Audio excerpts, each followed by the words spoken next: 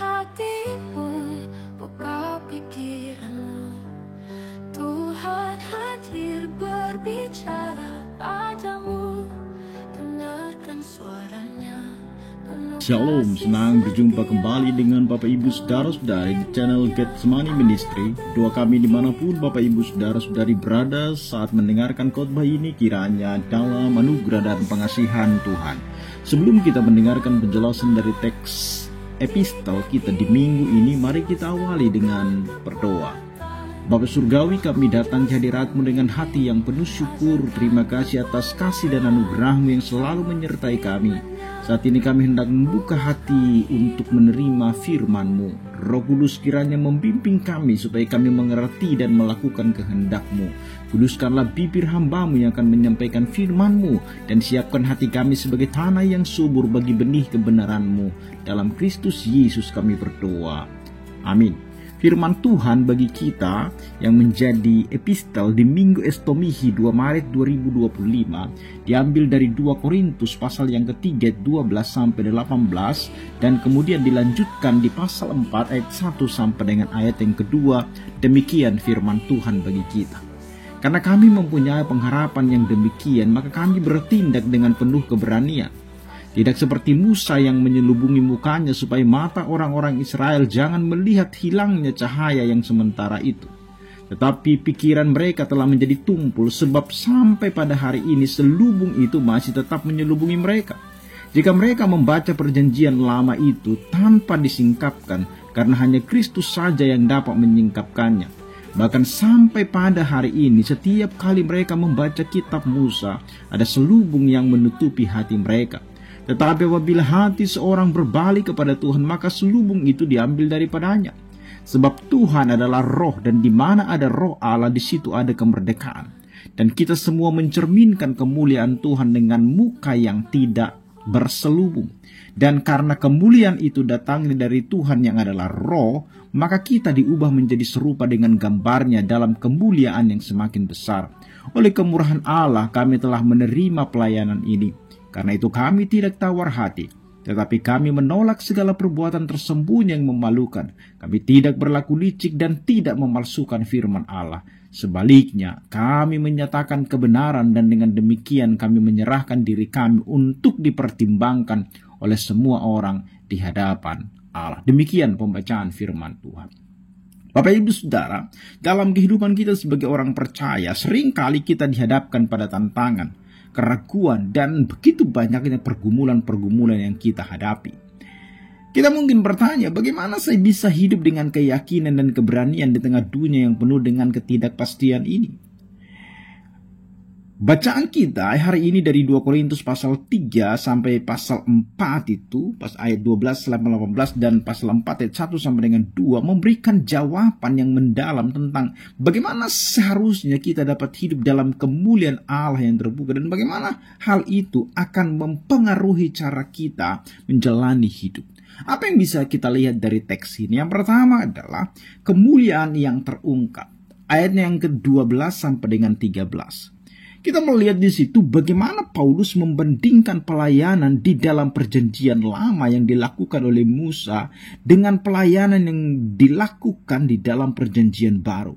Dalam perjanjian lama, Musa setelah bertemu dengan Tuhan, dia menyembunyikan wajahnya yang bercahaya dengan selubung, supaya umat Tuhan tidak bisa melihat kemuliaan Allah, dan supaya umat tidak melihat bagaimana cahaya kemuliaan itu semakin memudar di dalam wajah Musa. Itu yang kita lihat ayat 12 dan 13. Tidak seperti Musa yang menyelubungi mukanya supaya mata orang-orang Israel jangan melihat hilangnya cahaya yang sementara itu. Namun di dalam perjanjian baru, orang percaya tidak perlu lagi ditutupi oleh selubung, karena mereka sesungguhnya dapat melihat kemuliaan Tuhan dengan jelas dalam Kristus. Dalam Kristus kita memiliki keberanian untuk menyatakan kemuliaan Allah tanpa selubung. Kita tidak perlu menyembunyikan apapun karena kita telah menerima kasih karunia dan kebenaran daripada Tuhan. Itu yang pertama yang kita lihat dari teks ini, bahwa kemuliaan itu sesungguhnya sudah diungkapkan bagi kita. Yang kedua, selubung yang disingkirkan oleh Kristus atau dalam Kristus ayat 14 sampai dengan ayat yang ke-16. Paulus menjelaskan bahwa selubung itu bukan hanya menutupi wajah Musa, tetapi juga menutupi hati orang Israel sehingga akhirnya pemahaman mereka, pengertian mereka tentang Allah itu terhalangi atau terselubungi. Mereka tidak dapat memahami kemuliaan Kristus karena hati mereka tertutup. Dan selubung itu hanya bisa diangkat lewat Kristus. Ketika kita berbalik kepada Tuhan, ketika mata rohani kita dicelikkan atau terbuka, maka kita dapat melihat serta memahami kebenaran yang sejati daripada Injil Kristus itu. Dan hanya lewat Roh Kuduslah yang dapat membuka hati kita untuk memahami kebenaran daripada Injil itu. Sesungguhnya ini mengingatkan kita untuk selalu bergantung kepada Roh Kudus di dalam memahami firman-Nya dan bertumbuh dalam iman. Jadi seperti misalnya sebuah ruangan yang gelap gulita, itu bisa terang hanya ketika lampu dinyalakan. Maka kita bisa melihat dengan jelas. Jadi selubung hati kita itu seperti kegelapan itu, dan Roh Kudus yang menjadi terang yang membuka hati kita.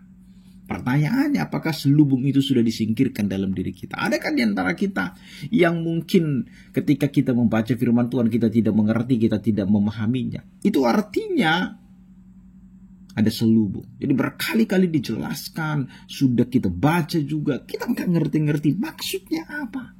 Bukan karena kita tidak memiliki pemahaman atau pengertian. Mungkin dengan memahami yang lain, pelajaran-pelajaran yang lain kita bisa mudah. Tetapi begitu ketemu di firman Tuhan kita kesulitan. Kita nggak mengerti. Kenapa?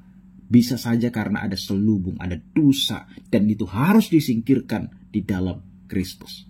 Yang ketiga, ayat 17 sampai 18. Bagaimana kemudian kita melihat transformasi di dalam kemuliaannya. Ayat 17-18 itu Paulus memberikan gambaran yang mendalam tentang bagaimana hidup orang percaya ditransformasi oleh Roh Kudus.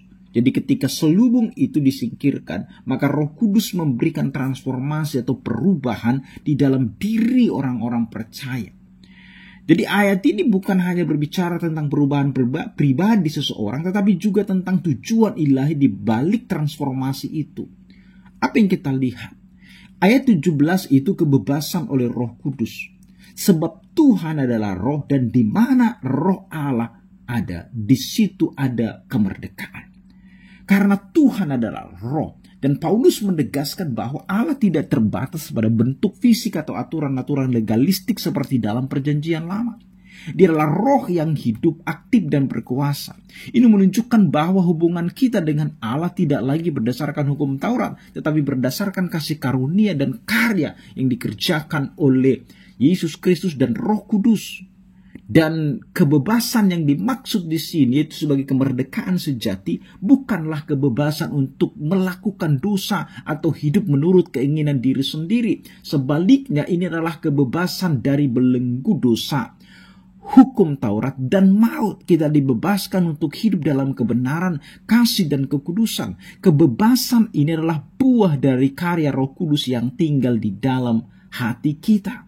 Jadi ditransformasi di dalam kemuliaannya.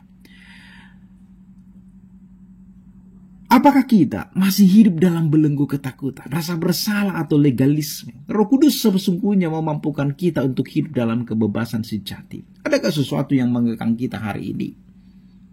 Dosa itu akan mengekang kita sehingga kita tidak memiliki hubungan yang intim dan tidak bisa menikmati hubungan itu dengan Tuhan. Dan kebebasan, kemerdekaan lewat Roh Kudus itu memampukan kita untuk melayani Tuhan dengan sukacita. Bukan karena kewajiban, tetapi didorong oleh kasih yang Tuhan berikan di dalam diri kita. Dan kemudian kita lihat di situ bagaimana transformasi dari kemuliaan kepada kemuliaan. Dan kita semua mencerminkan kemuliaan Tuhan, ayat 18 itu, dengan muka yang tidak berselubung. Dan karena kemuliaan itu datangnya dari Tuhan yang adalah roh, maka kita diubah menjadi serupa dengan gambarnya dalam kemuliaan yang semakin besar. Kita lihat di situ kata mencerminkan kemuliaan Tuhan. Paulus menggunakan gambaran cermin untuk menggambarkan bagaimana kita sebagai orang percaya mencerminkan kemuliaan Tuhan. Itu berarti bahwa hidup kita seharusnya menjadi refleksi dari karakter dan kasih Allah. Ketika orang melihat kita, mereka seharusnya melihat ada jejak-jejak kemuliaan Tuhan di dalam diri kita. Dan istilah tanpa selubung berbeda dengan Musa yang menutupi wajahnya setelah bertemu dengan Allah. Kita dipanggil untuk hidup dalam keterbukaan dan transparansi. Tidak ada lagi penghalang antara kita dengan Allah. Karena Yesus telah menanggung dosa kita di kayu salib. Dan dia menjadi penyambung antara Allah dengan manusia.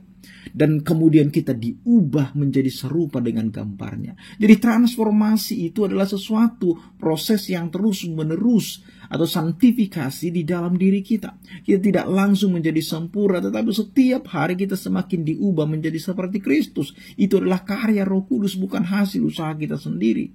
Dan dari kemuliaan kepada kemuliaan, itu sifat yang sifatnya progresif. Dan setiap tahap kehidupan kita, Roh Kudus bekerja membawa kita ke tingkat kemuliaan yang lebih tinggi dan semakin mencerminkan karakter Kristus.